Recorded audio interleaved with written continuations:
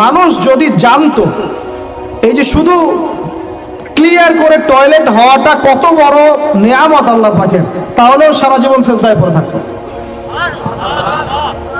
আমরা এগুলো বুঝি না, শ্বাস নেওয়ার নিয়ামত বুঝি না, পানি পান করছি, পানি আল্লাহ পাক দিয়েছেন এটা নিয়ামত বুঝি না, গরম পানিতে ওযু করে আসলে নিয়ামত বুঝি না, সুস্থ আছি নিয়ামত বুঝি না, প্রত্যেকটা অর্গান ভালো আছে শরীরের নিয়ামত বুঝি না, রক্ত চলতেছে নিয়ামত বুঝি না।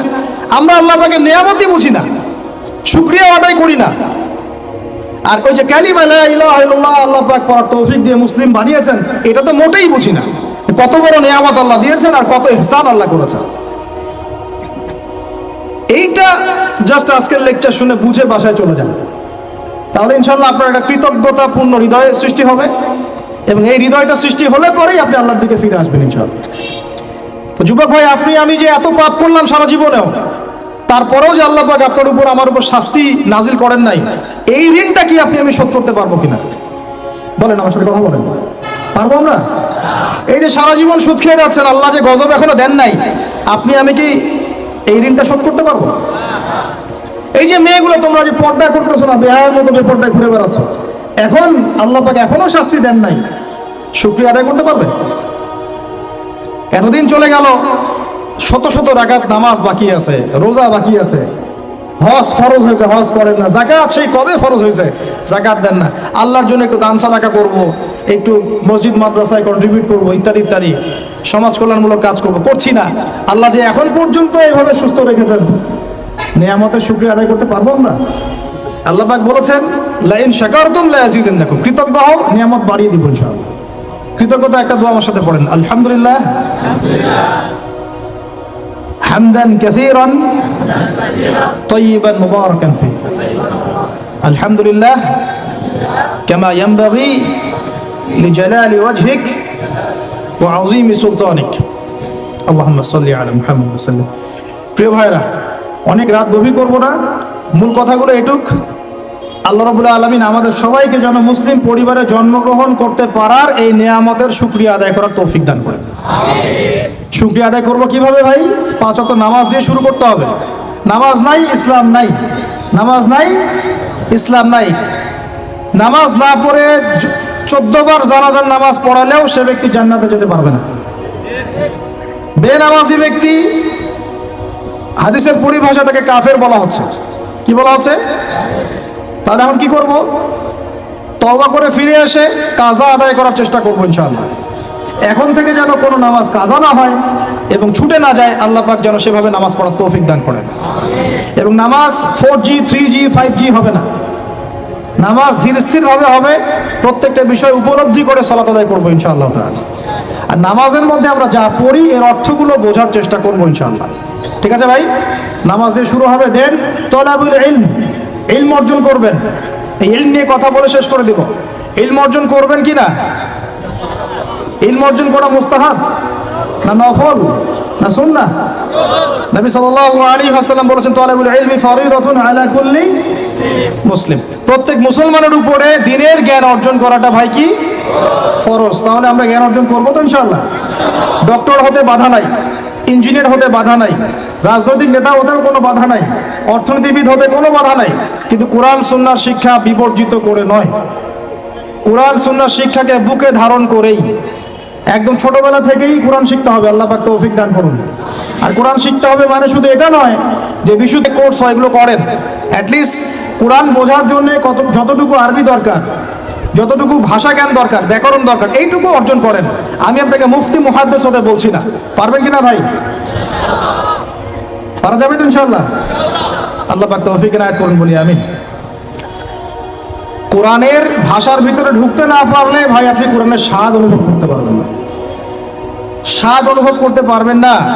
আল্লাহ বলছেন লাউ আনজালনা হাযাল কুরআন আলা জাবাল লা রাআইতাহু খাশিআম মুতাসাদ্দিআন মিন খাশিয়াতিল্লাহ। কোরআনকে তোমার সিনায় নাজিল না করে পাহাড়ে নাজিল করলে পাহাড় আল্লাহর ভয়ে নতজানু হয়ে যেত, থরথর করে কাঁপতো। তো সেই কোরআন আমরা তেলাওয়াত করে কখনো চোখ দিয়ে পানি বের হয় না? হয় না? বের হয় না? হয় না? কখনো হয় না। কারণ কোরআন পড়েও আমরা উপলব্ধি করতে পারি না, অর্থ জানি না। কোরআন পড়েও অর্থ বুঝি না বলেই কখনো চোখ দিয়ে পানি বের হচ্ছে না। দোয়াগুলো পড়ছি অর্থ বুঝি না বলেই দোয়ার মধ্যে স্বাদ আসে না। সেই নূর পাই না, সেই মারেফত অর্জিত হয় না। আর আস্তে আস্তে এই শিক্ষাগুলো থেকে আমাদেরকে সরিয়ে দেওয়া হচ্ছে।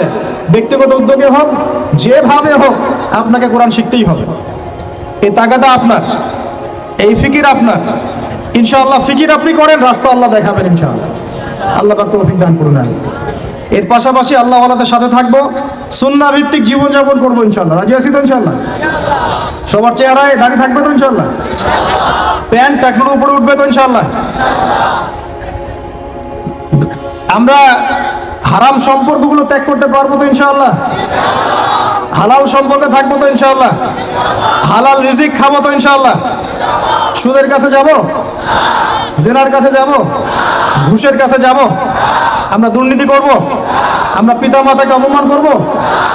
আমরা কি কোরআন এবং হাদিসের শিক্ষাকে বাদ দিয়ে শিক্ষা অর্জন করব? আল্লাহ পাক যে কথাগুলো আমরা বললাম তার উপরে আমল করা তৌফিক দান করুন। ওয়াল্লাহু শাহীদুন বাইনি ওয়া বাইনাকুম। ঠিক আছে? আল্লাহ আমার এবং আপনাদের মাঝখানে সাক্ষী। ওয়া হুয়া শাহীদুন বাইনানা ওয়া কাফা বিল্লাহি শাহীদা। আল্লাহ পাকই আমাদের সাক্ষী, তিনিই সাক্ষী হিসেবে যথেষ্ট। ঠিক আছে? এবার আসেন শেষ পয়েন্ট। আমাকে বলেন, আল্লাহর নবী সাল্লাল্লাহু আলাইহি ওয়াসাল্লাম যেই যুগে জন্ম নিয়েছেন, যুগটার নাম কি বলেন? এখন শোনেন, ওই যুগে শিরক ছিল। কি ছিল? ওই যুগে সুদ ছিল। কি ছিল? ওই যুগে জেনা ছিল। কি ছিল? ওই যুগে মারামারি দাঙ্গা হাঙ্গামা ছিল। ঠিক আছে? ওই যুগে মাদক ছিল, আর নারী জাতির অবমাননা ছিল। এখনকার যুগে আছে না নাই? বেশি না কম? অনেক বেশি না অনেক কম? আচ্ছা, ওই সমাজটা আল্লাহর নবী পরিবর্তন করেছেন কি না? কত বছর সময় লাগছে? কত বছর? মাত্র 23 বছর। যার প্রথম 13 বছর মক্কায়, পরের 10 বছর বলেন। প্রথম 10 বছর মক্কায়, পরের 10 বছর মদিনায়। নিজের মন গড়া বুদ্ধি দিয়ে করেছেন না আল্লাহর ওহী দিয়ে করেছেন? আবার বলি, নিজের মন গড়া বুদ্ধি দিয়ে করেছেন, নিজের প্রবৃত্তির অনুসরণ দিয়ে করেছেন, মানব রচিত আইন কানুন দিয়ে করেছেন, নাকি আল্লাহ পাকের বিধান দিয়ে করেছেন? আল্লাহ পাকের সেই বিধানের নাম কি? তাওরাত, জাবুর, ইনজিল না কোরআন? তাওরাত, জাবুর, ইনজিল আগে ছিল না ছিল না? ওগুলো এই যুগে চলবে না চলবে না? কেন চলবে না? কারণ কোরআন আসার পরে সব রহিত হয়ে গেছে। কোরআন আসার পর সব রহিত হয়ে গেছে। নবী সাল্লাল্লাহু আলাইহি ওয়াসাল্লামের পরে অন্য কোন নবীর অনুসরণ করলে চলবে কি চলবে না? চলবে? চলবে না। কেন? কারণ শেষ নবী এসেছেন, আমরা তার উম্মাহ, আমরা তাকে ফলো করব। শেষ নবী এসেছেন, শেষ আসমানি কিতাব নিয়ে আসছেন, এরপরে কোন আসমানি কিতাব আসবে? আসবে না। আর কোন নবী আসবে? আচ্ছা, এখন আপনারা এতটুকু সাক্ষ্য দিলেন, আমরা বুঝলাম যে আল্লাহর নবী সাল্লাল্লাহু আলাইহি ওয়াসাল্লাম সমাজ পরিবর্তন করেছেন আল্লাহর ওহী দিয়ে। কি দিয়ে ভাই? সেই ওহী সমান সমান কোরআন এবং হাদিস। কোরআন এবং ওহী সমান সমান বলি কোরআন এবং, আবার বলেন ওহী সমান সমান কোরআন এবং হাদিস। আছে না নাই? হাদিস লাগবে না লাগবে না? না শুধু কোরআন মানলেই হবে? শুধু হাদিস মানলে হবে? শুধু কোরআন মানলে হবে? না দুটো একসাথে মানতে হবে? আচ্ছা, এবার আসেন, নবী সাল্লাল্লাহু আলাইহি ওয়াসাল্লাম কোরআন এবং হাদিস দিয়ে প্রথমে সাহাবীদেরকে শিখিয়েছেন না শেখান নাই? জ্ঞান শিখিয়েছেন কি না?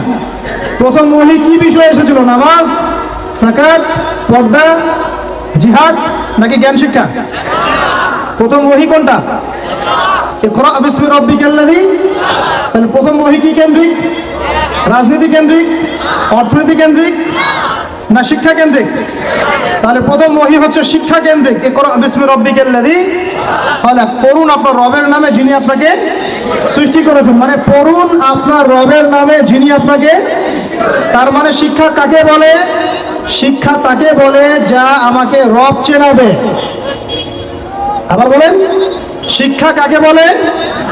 যা আমাকে রব্বিকাল্লাযী খালাক। ইকরা বিসমি রব্বিকাল্লাযী খালাক। পড়ুন আপনার সেই রবের নামে যিনি আপনাকে সৃষ্টি করেছেন। তাহলে শিক্ষা কাকে বলে? যা আমাকে আমার রব চেনাবে। তাহলে যে শিক্ষা আমাকে রব থেকে দূরে সরায় সেটা কি? যে শিক্ষাটা আমাকে আমার রব থেকে দূরে সরায় সেটা কি? সুশিক্ষা না কুশিক্ষা? সুশিক্ষা না কুশিক্ষা? আরো আসতে বলেন। সুশিক্ষা না কুশিক্ষা?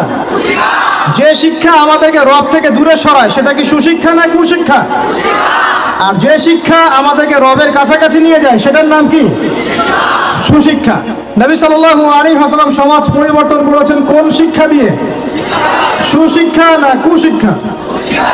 আচ্ছা, এবার তিনি সাহাবীদেরকে এটা শিক্ষা দিলেন। একই সাথে তিনি কি শুধু শিক্ষাই দিয়েছেন না আমল করে দেখিয়েছেন? শুধু বলেই গেছেন না আমল করে দেখিয়েছেন? আচ্ছা, তিনি কি শুধু বাহ্যিক শিক্ষাই দিয়েছেন না কলবটাকেও পরিবর্তন করেছেন? আধ্যাত্মিকত্ব তাসকিয়া অর্জন করা হয়েছিল না হয় নাই? হয়েছে। এই শিক্ষাটার দাওয়াত মানুষকে দিয়েছেন না দেন নাই? এরপরে তার উপর অত্যাচার এসেছে না আসে নাই? তার তিনি সবর করেছেন না করেন নাই? তাকে দেশ থেকে চলে যেতে হয়েছে না হয় নাই? মদিনায় গিয়ে ইসলামিক রাষ্ট্র কায়েম হয়েছে কি হয় নাই? তারপরে ওই ওহির বিধানকে প্রতিষ্ঠা করার জন্য দাওয়াতের সাথে সাথে জিহাদ করতে হয়েছে কি হয় নাই? এভাবে বদর উহুদ খন্দকের পথ পাড়ি দিয়ে মক্কা বিজয় হয়েছে কি হয় নাই? তাহলে পুরো সমাজটা পরিবর্তন হলো কিসের বদৌলতে? আল্লাহ পাকের ওহির রেভলিউশন বা বিপ্লবের বদৌলতে। আবার বলি, আল্লাহ পাকের ওহির রেভলিউশন বা বিপ্লবের বদৌলতে। এখন আসেন, এই সিলসিলা কি নবীর ইন্তেকালের পরপর বন্ধ হয়ে গিয়েছিল নাকি পুরো চলতে আছিল? সাহাবায়ে কেরাম কি ওই নীতির উপরে ছিলেন কি ছিলেন না? আবু বকর সিদ্দিক ছিলেন না ছিলেন না?